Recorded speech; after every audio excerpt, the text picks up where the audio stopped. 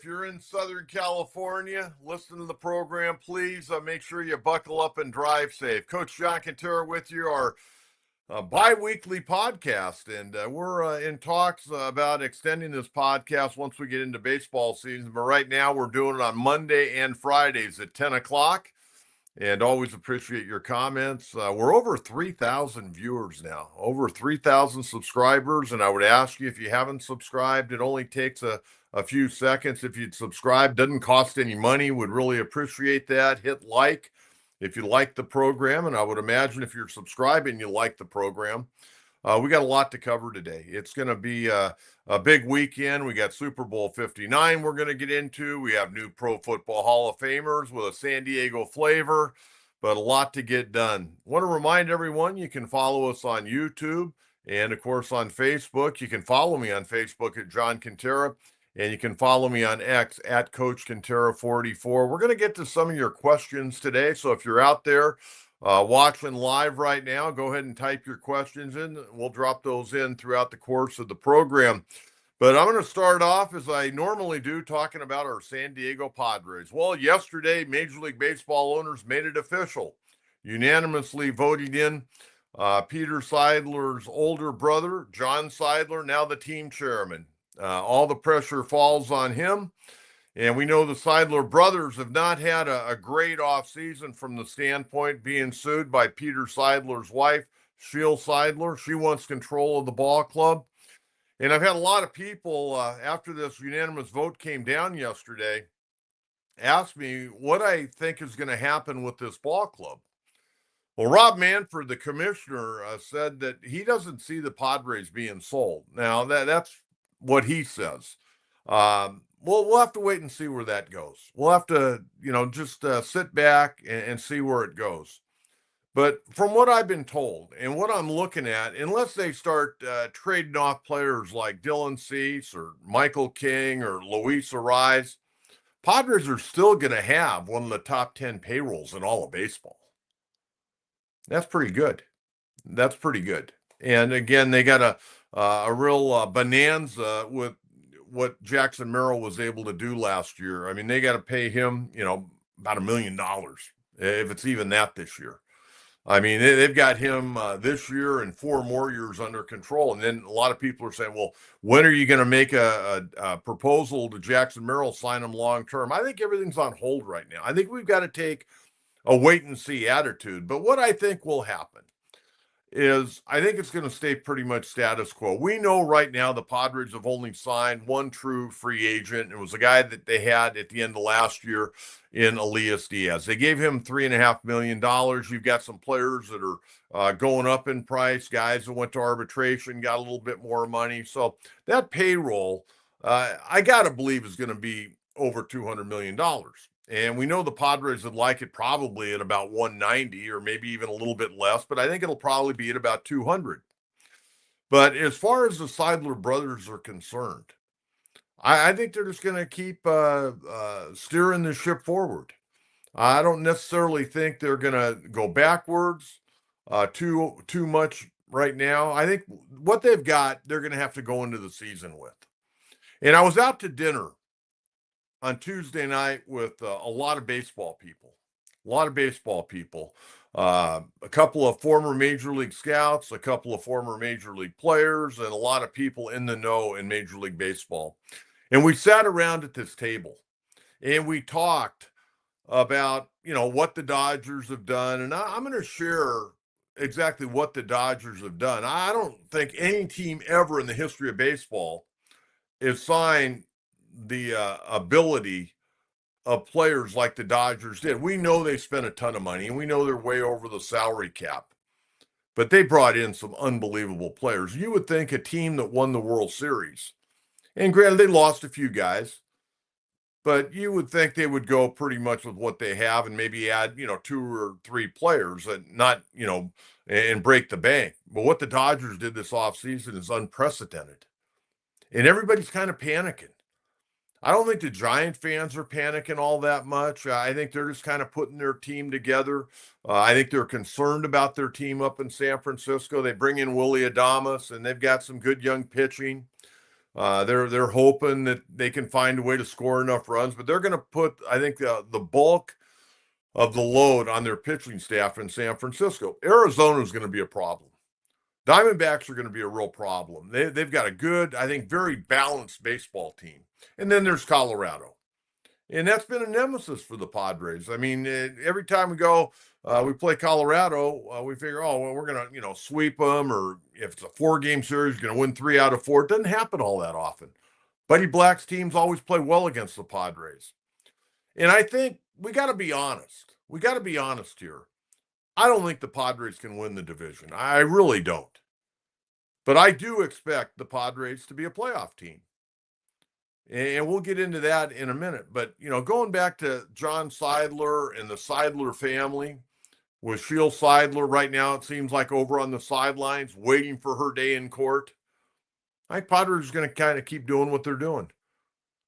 And the thing that we have to understand, and this is what we talked about at dinner the other night, this is still a damn good lineup. I mean, this is a very talented, this is one of the best lineups in all of baseball we have. And now you're going to get a healthy Luis Reins. He's coming back from thumb surgery. And I heard Mike Schilt talk about him last week at FanFest. I mean, the guy was in tremendous pain the last few months of the season. And, he was swinging at the plate and, probably being a little bit more aggressive than normal. Yeah, they'd like him to have a little bit better on-base percentage this coming year, and he probably will. The guy didn't strike out. He puts the ball in play. He's a great table setter. And I thought he got better at first base. And we're going to talk about first base here in a minute. But you got Luis Reins, and then you got Fernando, and then you got Manny, and you got Xander Bogaerts. You got Jackson Merrill. I mean, you got some dudes. And that wears down a pitching staff when you got to go through those guys at least 2, if not 3 times. And I would hope they wouldn't have to go against them a 4th time. That means the guy's probably pitching pretty well against the Padres. But they got some dudes. And Cronenworth, his average has not been great. And I think over the last 3 years, his average has gone down a little bit each year. But I think Jake's in great shape. I think he's had a great offseason. He got married here a couple of weeks ago. But a guy drives in and runs. He puts the ball in play a high percentage of the time. Will hit the ball in left center field. He'll inside out it. He'll pull one if it's inside. His blind spot, you can't hit that ball down and in, which most guys left-handed can hit that ball down and in. They throw those sliders down and in. He has a hard time catching up. But this is a damn good lineup. And everybody that I talk to, I mean, I think we're all optimistic, but I think there are also a lot of people that are very pessimistic right now and think this team is going to just, be 10 games under 500. And I don't see it. I mean, with the pitching staff the Padres have, and I know there's questions in the 4 and 5 spot, but when I was talking with these guys the other night at dinner, I said, Matt Waldron pitched pretty damn well last year. And he ran out of gas. He physically and mentally ran out of gas last year. His first big trip to the big leagues. He didn't know he was going to be a starter for the Padres last year. He went out there until he hit the proverbial wall. Physically and mentally, he pitched damn good baseball. Now, the thing about Matt Waldron, he's got to remember, he doesn't have a 95-mile-an-hour fastball. He's about a 92, at best 93 guy. And he's got to set that fastball up with his knuckleball and some of the other stuff he's been working on. I expect him to be better this year. Can you win with Matt Waldron out on the mound? Yeah, I think you can. I mean, he's got to add and subtract and throw the knuckler here and there. But he's got to be a lot better pinpointing his fastball this year than he was a year ago, because he ain't going to fool anybody with that fastball. He can fool them if he sets them up and got them leaning a little bit. Maybe he can come inside and jam them. And then Randy Vasquez, I like Randy Vasquez's arm. And I thought, once he got consistent work and solidified in the rotation, I thought Randy Vasquez pitched pretty well last year. And I expect him to be better. I mean, folks, we got to remember, you're going against the best of the best in the world. And these guys, it takes a while. It takes a while to get your feet on the ground. I mean, there's a lot of things that major league pitchers, let alone major league players, have to navigate. And I got confidence that these guys are going to be better. I know Darvish is going to be better, and I know Darvish is going to be in great shape. And I think his mind's probably a little bit more clearer now than it was a year ago. He was navigating with some serious family health issues last year. And I think he is much better off mentally and ready to roll. Good teammate. He's a real pro. And then you got the other two guys. You got Dylan Cease, who, when he is on, he's as good a pitcher as there is in baseball. I really believe that. But he can also get very erratic and I think kind of lose it a little bit out on the mound. He's got to be, I think, a little bit stronger mentally because he got unbelievable stuff. But really, the guy that I'm a big fan of, so consistent last year. And if he does that again this year, he's going to have a marvelous run. And that's Michael King.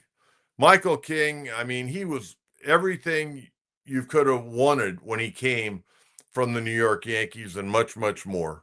I mean, by far his best year in the big leagues, more innings pitched, more wins, 2.95 ERA, one of the best in baseball.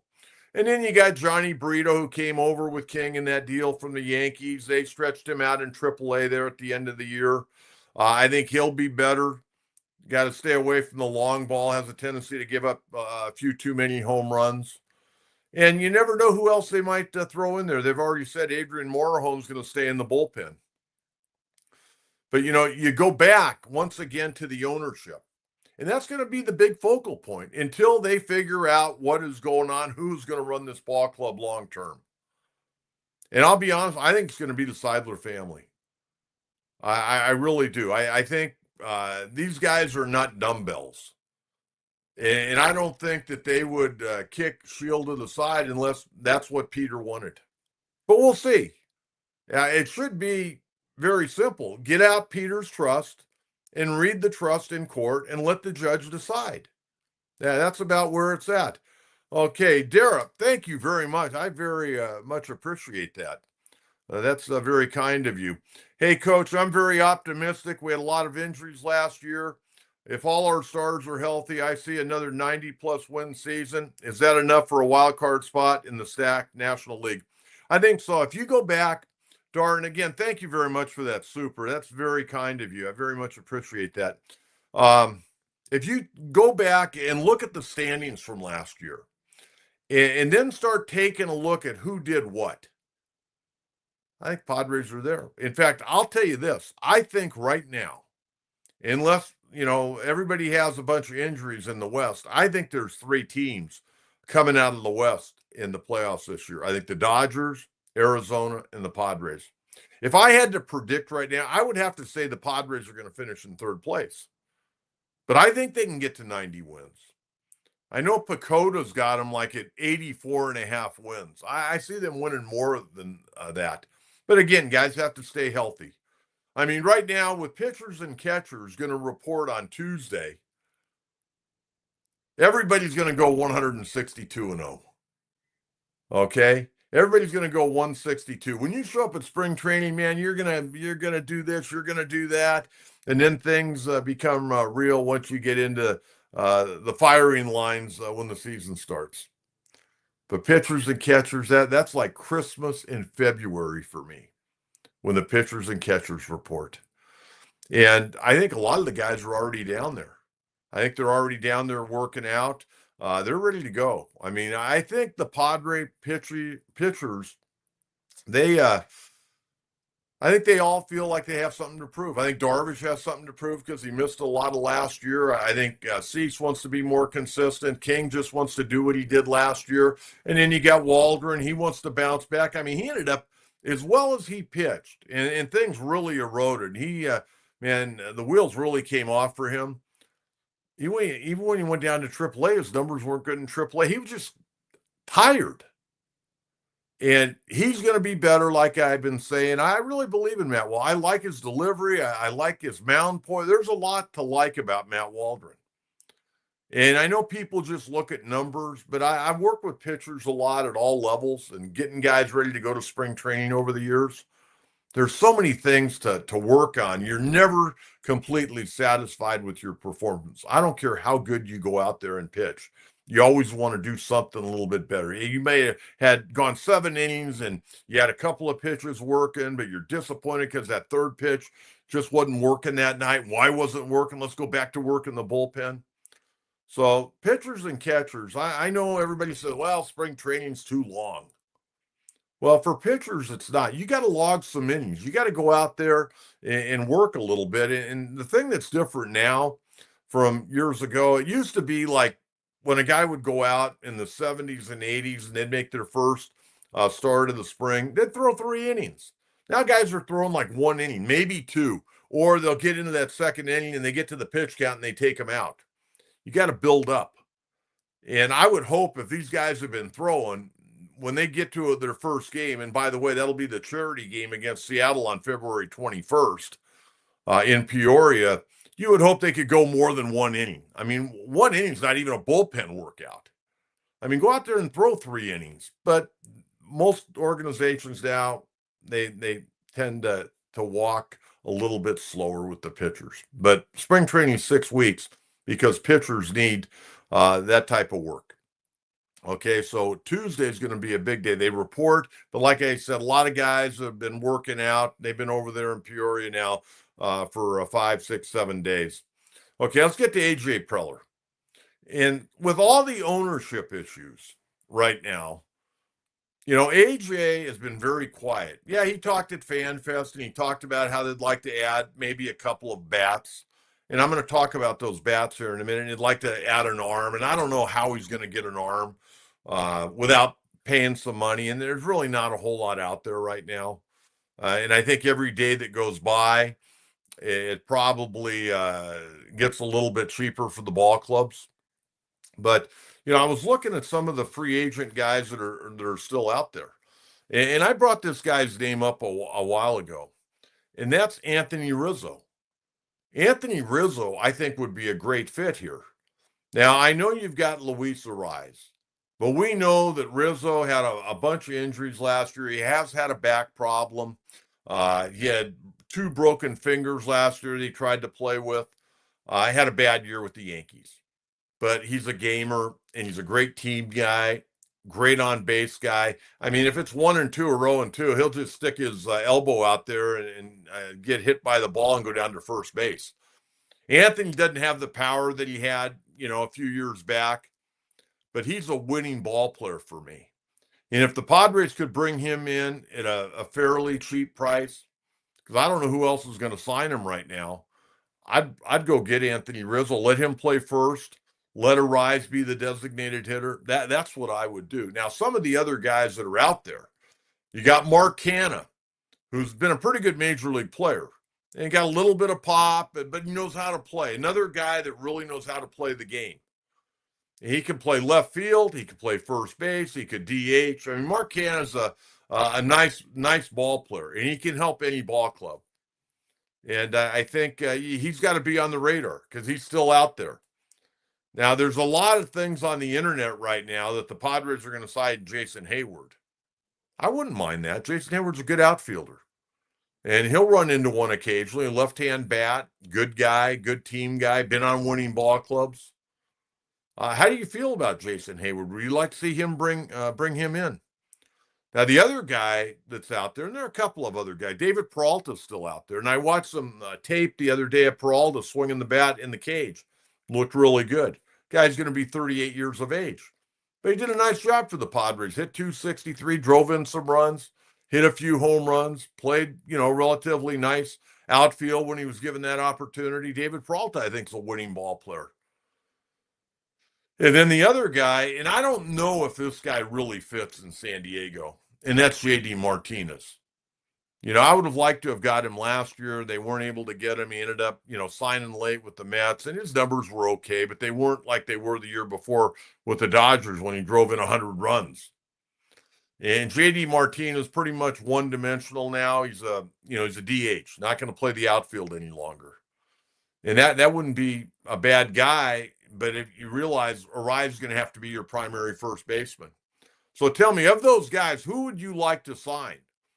I mean, Anthony Rizzo, Mark Canha, Jason Heyward, David Peralta, or J.D. Martinez.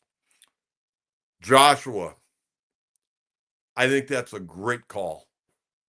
I thought when he got let go and his contract was not picked up by Colorado, I thought the Padres would have already signed him. Josh, that's a great call. I think Cal Quantrill would be a decent pick. I couldn't agree with you more. And you know what? It wouldn't surprise me if they sign him from the simple standpoint. A.J. Preller drafted him when he was coming out of Stanford after Tommy John surgery. And one thing we know about A.J. Preller, he's very loyal to players that played for him prior in San Diego or in Texas. He has an affinity. He grows close to the players, and sometimes that's probably not good. But I also think AJ knows the wherewithal of when he should reach out and get a guy or not get a guy. But he's been pretty good about bringing guys back that he thinks can help the ball club. And Joshua, I think that call on Cal Quantrill, I'll rubber stamp that one. Cal Quantrill, when he was here the first time, I thought he got better, but I wasn't a huge fan of his. But what I saw him do with Cleveland convinced me. He just needed to get into a rotation, get an opportunity to be out there in a consistent basis, in a routine, being a starting pitcher. That would really add to the staff. You got Cal Quantrill, absolutely 100%. Free agent bats, as I mentioned, we'll see what they do. But I mean, those guys that I mentioned, they're older ball players. I mean, you're not going to get a 25 or 26-year-old guy to come in here and roam left field unless you make a trade. But all those guys would help the ball club. I mean, Padres need to figure out what they're doing with the bench as well. You know, everybody always joked about, I mean, coach always talks about veterans on the bench. Well, how about those veterans on the bench last year? They got the job done. Peralta, Donovan Solano, who's now in Seattle. Those guys flat out got the job done. You got to have those guys on the bench. It's so hard to bring a young kid up like the Padres did for many, many years over numerous ownerships. They bring guys up. They don't play them every day. Guys that are used to being played every day, they come up and they get cold, and then they got to go in the 8th or 9th inning and pinch hit against a top-notch closer when they haven't even really established themselves as a major league player. I mean, you talk about setting guys up for failure. That's why you got to have veterans, guys that have been there, done that. And the moment is not too big. And all these guys that I mentioned, I think, fit in that they're not going to be intimidated. You got to have guys that are going to grind, and they're going to be with you through the thick and thin. Okay, now, here's the question I got for you. Oh, man, I told Jonathan before that I'm all fired up today. I'm really fired up today because it's baseball season. This is my time of year, and it should be your time of year. We got a damn good ball club here in San Diego, and there's no team that's perfect, even the Dodgers. And I told you, I'll give you what the Dodgers did this offseason, but I'm going to tell you something about the Dodgers. The Dodgers on paper look unbeatable. They look like they could go and win 120 games. Well, they're not going to win 120 games. I'm going to tell you that right now. There's two reasons why they're not going to win 120 games. Number one, it's hard to win a Major League Baseball game. Very difficult to win a Major League Baseball game. The other reason why they're not going to try to win 120, and their whole deal, they want to win the World Series again. And they're going to do everything possible to keep that pitching staff healthy. And when I mentioned there's no perfect team, the Dodgers are the closest to any perfect team you're ever going to see. With that offensive lineup and with that pitching staff and the starters and then the bullpen. I mean, that bullpen is incredible. But you got Freddie Freeman. Who knows what he's going to do in spring training, coming off ankle surgery. You have no idea. Is he going to be ready to play in Japan, or are they going to hold him out and then they'll come back, have a little more spring training and get him ready for, once they start here in the States? Don't know. You got Tyler Glaus now. You got Dustin May. You got Tony Gonsolin. Kershaw's not signed, but he'll sign coming back from – all those guys are coming back from injuries. Yamamoto had his struggles last year. He missed 2 months out of the season. Dodgers, their pitching staff, I mean, it looks like they got 8 or 9 starters right now, but they may be down to 3 or 4 starters before you know it. But I'm sure they'll bring some guy from Oklahoma City we've never heard of, and guy will be throwing 98 miles an hour. They just keep pulling these guys up. But the injury bug there with the Dodgers and that pitching staff, they've got to be a little bit concerned how they're going to handle those guys. And that's why I'm telling you, they're not going to win 120 games. They're not going to exhaust that starting staff to, win 120 games in the regular season to where it could backfire in the postseason. That's why they've loaded up on that bullpen. That bullpen is going to be as good as I've probably ever seen in the game of baseball. Amazing. And while I'm talking about the Dodgers, and we're going to talk about the Angels too. Okay, during baseballs, we're going to talk Padres, we're going to talk Angels, we're going to talk about all the teams. Okay, because there's something going on. I want to know what's going on with the Arizona Diamondbacks. I want to know what's going on with the San Francisco Giants. I'm a baseball fan. I love the Padres.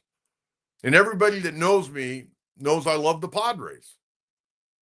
But I love baseball. And we're going to talk about all the different teams. We're going to have reporters and people on from all different teams during the season. And so if you're into baseball, this is a great show to tune into. If you just want to talk Padres, go talk to somebody else, because we're going to talk about who the Padres are playing or what the Padres need to do to beat that team. We're going to talk a high percentage of Padres. We're going to talk about the Dodgers. We're going to talk about the Angels. Until the Padres came in existence in 1969, I was an Angel fan, big Jim Fregosi fan. Love the Angels, and used to get to go to the PCL Padres. Then they became a major league team. That's my ball club. But if I had an American League team, it's the Angels. I don't really like what the Angels have done the last several years for a variety of reasons. I don't like their uniforms. Don't like a lot of the decisions they've made. Like the old uniforms. Really like the old uniforms. But, talking about the Dodgers and what they've done during this offseason, Blake Snell, they get our guy Tanner Scott, Roki Sasaki, Kirby Yates, Blake Trinan, Haisong Kim, Teoscar Hernandez, Michael Conforto. They extended Tommy Edman. I mean, that's unbelievable. And this is a team that won the World Series, and they're going to be even better this year than they were last year. And really, after they got by the Padres, they blew by the Mets and blew by the Yankees. I mean, I was expecting really a better series from the Yankees. Yankees they weren't very good. And of course, Freeman hit that big home run, and that really changed the series early on. And I don't know what the Yankees are going to be. They lost Juan Soto.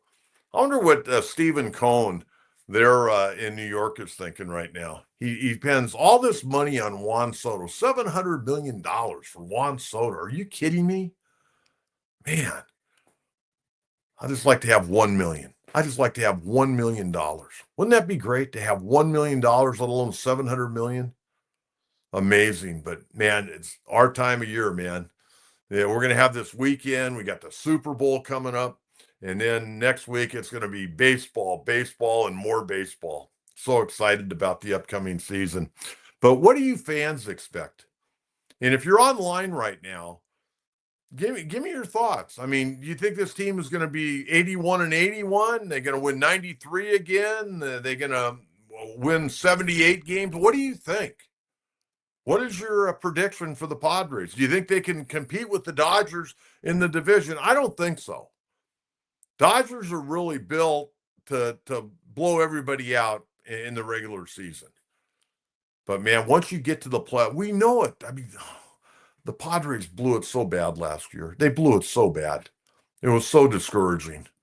I mean, they had that series wrapped up. Dodgers were scuffling, and the Dodgers were only scuffling, but the guys that were there in 2022, when the Padres eliminated them, a lot of those guys in that Dodger dugout and the clubhouse were thinking, oh, no, this is going to happen again. But we just couldn't do it. 24 scoreless innings the Dodgers pitching staff threw up in those final 2+ games, and we know what ended up happening. Andros, I expect the boys to go out and try their best, and we're just going to have to live with the results. That's right. You got to go out and play. You never know what can happen. We got a very talented lineup. And, we got a guy like Fernando Tatis Jr. Let's hope if Tatis plays 140 games, and I know we've not seen that yet, but I'm hopeful. I want to see like 43 home runs, 112 RBIs, and play that platinum gold defense out there in right field. What do you expect in 2025? That's what I want to hear from you right now. Okay? We'll get back to more Padres before we get out of here. I do want to give you a little update on college basketball. It's getting down to the wire now here in February. You got some big games coming up. And the Aztecs tomorrow night, they got a big game at Colorado State.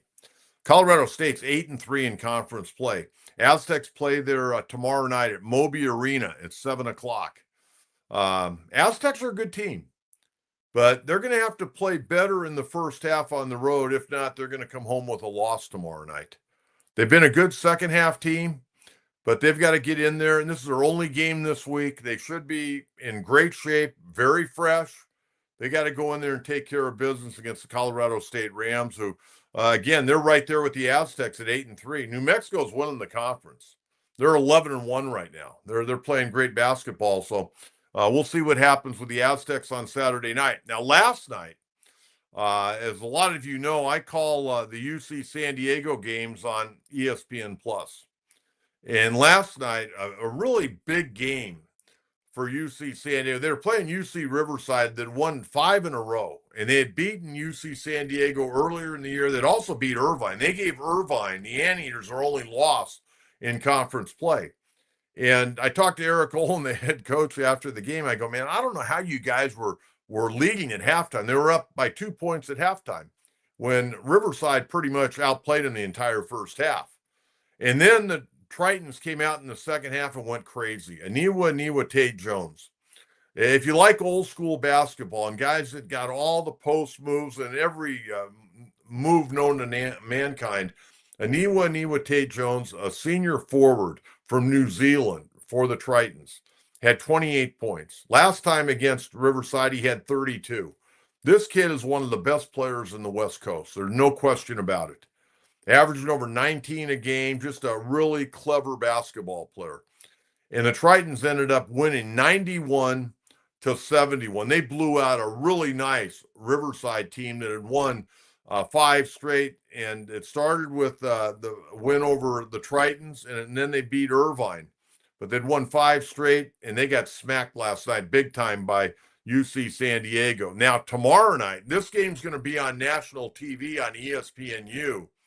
UC San Diego going to try to return the favor to UC Irvine up at the Bren Center at 7 o'clock tomorrow night. Earlier this year, Russell Turner's Anteaters came down to San Diego and beat the Tritons by 8. Going to be a great game. It'll be on national TV tomorrow night. Again, 7 o'clock on ESPNU. And then last night, USD, their season cannot get over quick enough for Steve Lavin. I have no idea what they're going to do at USD. They're 4-21 and they're 1-11 in conference. They got beat by Pacific last night up at the Spanos Center, 71-69. Heartbreaking loss, but 4-21, 1-11 in conference play. What is going on out at Alcala Park? I mean, the biggest thing, probably NIL is playing, I think, a big part in it because Steve Lavin, every year he's got a new team because a lot of guys are leaving and going and taking money. He brought some pretty good players in, but they've gone because they're getting a payday somewhere else. That's the problem right now with college sports, and it's only going to probably get worse. Okay, Super Bowl 59. This is a tough one for me, folks. I'm going to tell you why. I really like the Philadelphia Eagles. I'm probably not the biggest Nick Sirianni fan, but I really like the Eagles. I'm a huge Jalen Hurts fan. Next to Derrick Henry, he's my favorite player in the National Football League. They've got a great offensive line, and they've got, arguably, without a doubt, the best running back in football this year. And Derrick Henry's probably right behind Saquon Barkley, but Barkley's just been on fire.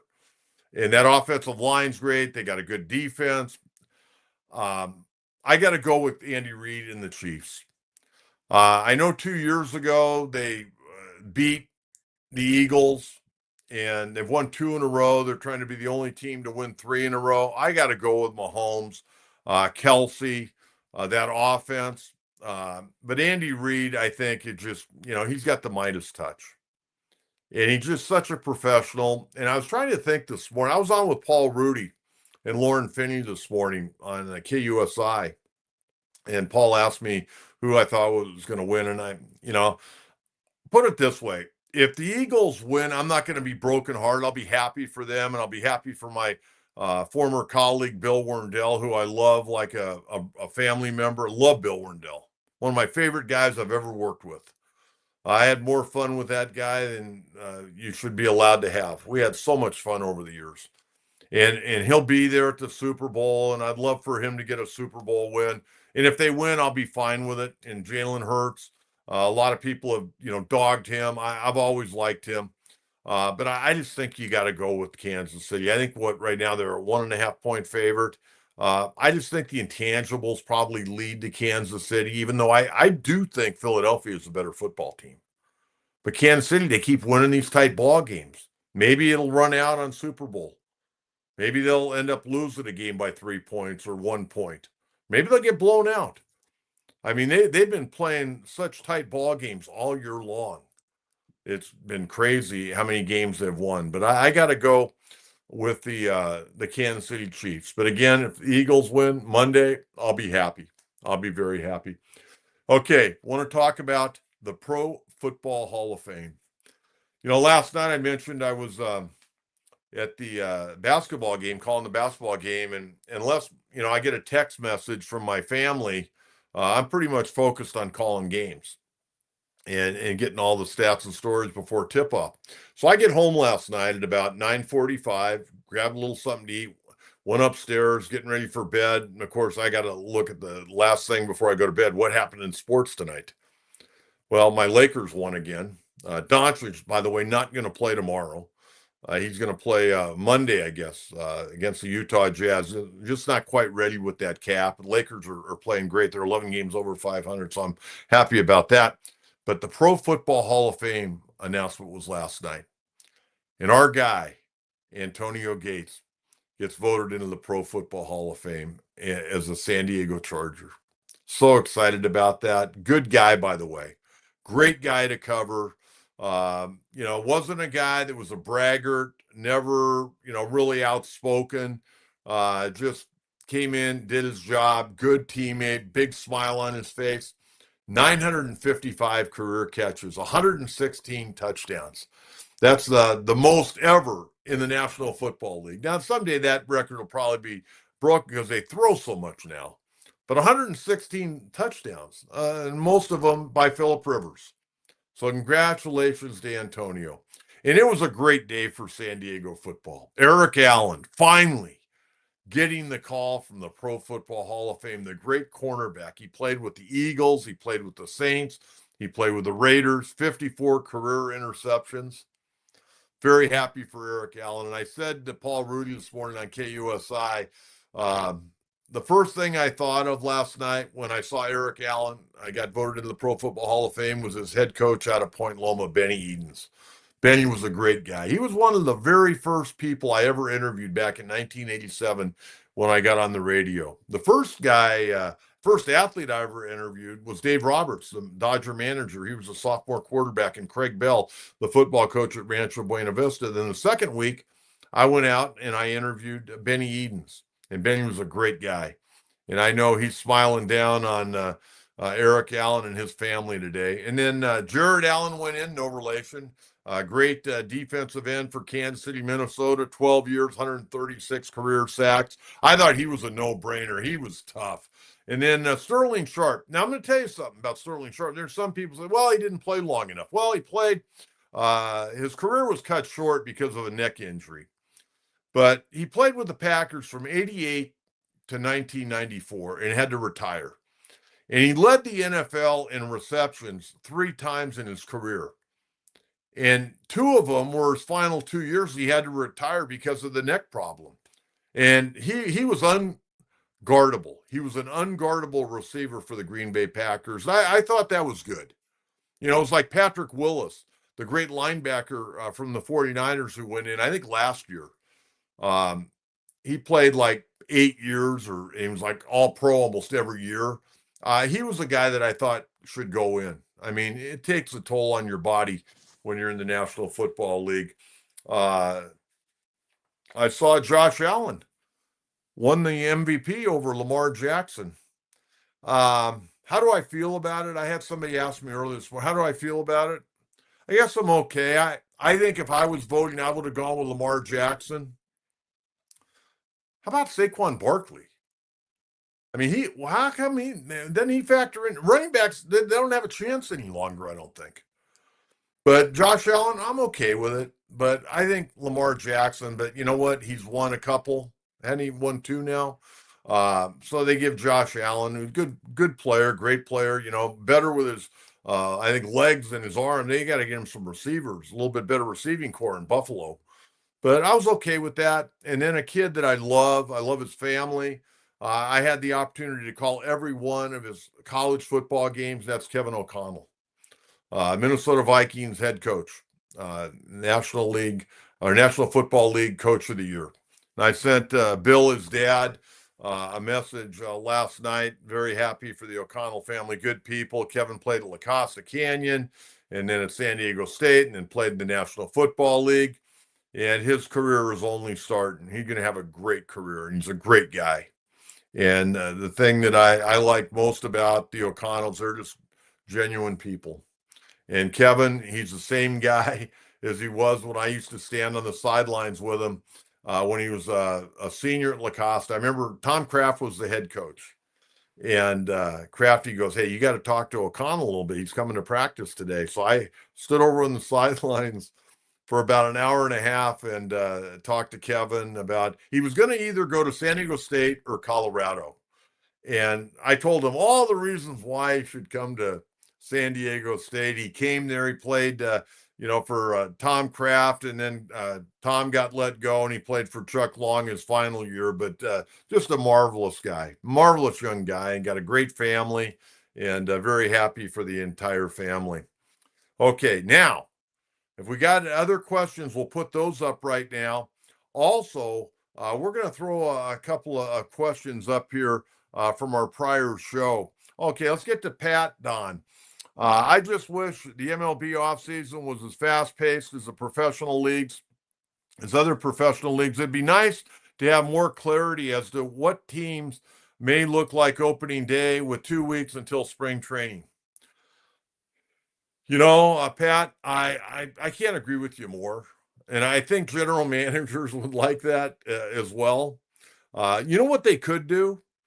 They could put in a time frame. If you don't sign by X amount of date, you can't sign until after May 1st.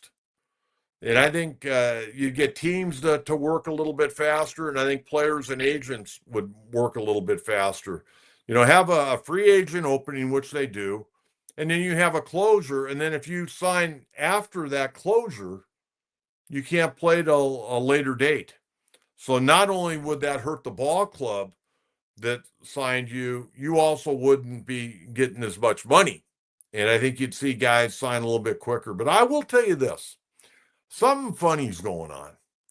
And the reason I say that, there's still a lot of major league players out there that have no deals at all. And I deal with I got 2 minor league guys I'm trying to help get signed right now. And I've talked to a lot of ball clubs. And the problem, we're going to get into this later in the year, but I am so down right now on what is going on in baseball. A lot of things a lot of problems in baseball. I love the on-field, even though the game has changed on the field with all the new rules. And the only rule I really, really like is the pitch clock. And the other rules, I could kind of leave them, most of them. But they've got a rule now in the minor leagues because Rob Manfred wiped out 42 ball clubs here a couple of years ago, 42 minor league teams. Organizations now can only have 175 players. And there's a lot of really good young players they're out of jobs, who can't get re-signed, they got let go for a variety of reasons, or they're guys that were good college players that deserved an opportunity to, get a chance in professional baseball to continue to develop, but they're not getting that chance because there aren't enough of at-bats and innings to go around now. And this is going to come back, I think, and bite baseball. Because I think right now, and this is not a shot at the managers, the coaches, but I think development at the minor league level right now may be at an all-time low because there's just not enough of playing time to get guys the time they need to develop. And I also think because there's money involved, they're promoting guys now faster, and they're not learning the little idiosyncrasies of the game. And because guys are making money, they want to get them to the big leagues as quickly as they can. And I think some of the guys, they get here, they're not finished products. They struggle, they go back, and then they start getting on that conveyor belt going back and forth. So we'll get into that later, but there's a lot of good talent out there at the major league level and minor league level that haven't been signed yet. And then there'll be a bevy of signings. But I agree with you. I think for the betterment of the game, it'd be nice by, the middle of January at the latest, we know who's going to be on our ball club for this year. Tyler, which former Padres would be a good fit for our team this season? Pedro Avila or Cal Quantrill? Well, I think Quantrill's got better stuff. Avila knows how to pitch. I wouldn't mind him being in the bullpen. I don't think I want to bring him in as a starting pitcher, but as far as Cal Quantrill, I'd throw him in the rotation tomorrow. Absolutely. Tyler, thank you very much for that. Another one, Tyler. Padres should be calling David Peralta or Connor Joe immediately. From what I know, Connor Joe is working out on Tuesdays and Thursdays right now at USD down at Fowler Park. And right now he doesn't have anything from what I gather. I've talked to people that have been monitoring those workouts, and Connor, a guy that can help. He can play first, he can play left, come off the bench, right-hand bat, former Poway Titan, former Colorado Rocky, Pittsburgh Pirate, San Francisco Giant, and a brief time with the Dodgers. Former high-round pick of the Pirates. Connor Joe would be a nice guy to come in and help out. Once upon a time, I'll tell you something, a lot of people don't know about Connor. He was a hell of a catcher. But he went to USD, and they ended up putting him down there at first base. But he was a damn good catcher coming out of high school. Really good catcher coming out of high school. And a lot of people liked him behind the plate. But Connor Joe would be a fantastic guy. And by the way, he got a great family. I know Connor and his family. They're good people, really good people. You know what? I'm going to tell you something. You don't need, in baseball, you don't need a bunch of superstars. You need guys that are grinders, that in August and September, when they're dog tired, they come out and they give you 100%. And they give it to you every day. Whatever their 100% is on that day, they give it to you. They do a hell of a job, those grinders. You can win with green chips. You don't have to have all blue chips to win. All right, let's get to a couple of questions. Then we're going to get out of here unless we have some more. But these are from our prior shows. We're going to put up here a little bit, and I'm going to read them. Fat Sal 619. Manning should be disappointed of his production last year. Well, you know what? I kind of tend to disagree. I will tell you this, he wasn't very good in the playoffs. He hit 179 and struck out 9 out of his 28 at-bats in the postseason. He had 1 homer, 4 RBIs. I think he had a double. But overall, Manning last year, I thought, had a pretty good year. Remember, he's coming off of that shoulder surgery. And Manning last year, he ended up with, 105 RBIs, hit 275, 29 bombs. Pretty good year. But can you do better? Yeah, he probably could. But he got off to a little bit of a slow start. You recall he wasn't playing third base. He was playing at the DH spot. So we'll see how he gets off to a start. And Manning, most of the time in his career, has gotten off to a slow start. A couple of years ago, he got off to a great start and continued throughout the course of the year. But last year, I think a slow start for a variety of reasons, but I thought his overall numbers were damn good last year. And he still played a quality third base. Okay, let's get to the next one. The Caldugs.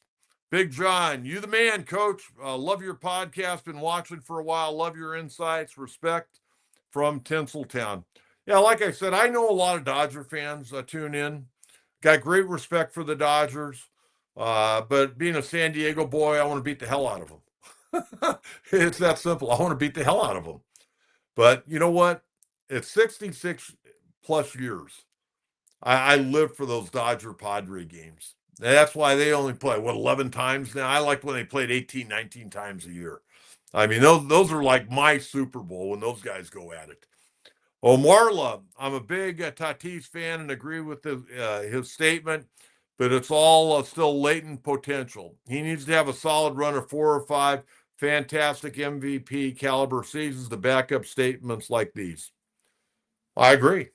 And I think if he can stay on the field, those statements will be backed up. But again, he's got to stay on the field. I mean, you go back a few years ago, man, 42 long balls? Very capable. Very capable. I'm hoping he can stay completely healthy because a big part of his game is speed and quickness. And he looked pretty good in the outfield last year, but he wasn't nearly as aggressive on the base paths last year. Got to kind of monitor it.